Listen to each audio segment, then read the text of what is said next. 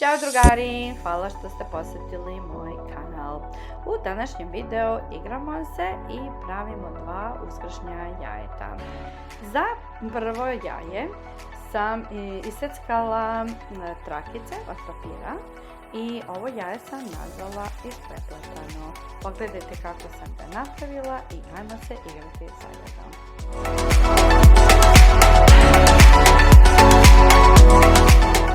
Evo, gotovo je prvo jaje i ono ovako izgleda. Za drugo uslužno jaje sam koristila makarone. Znači prvo sam isekla crveni papir u obliku jajeta. Onda sam nanela lepilo i koristila razne vrste makarona, lepila na jaje te koristala ga.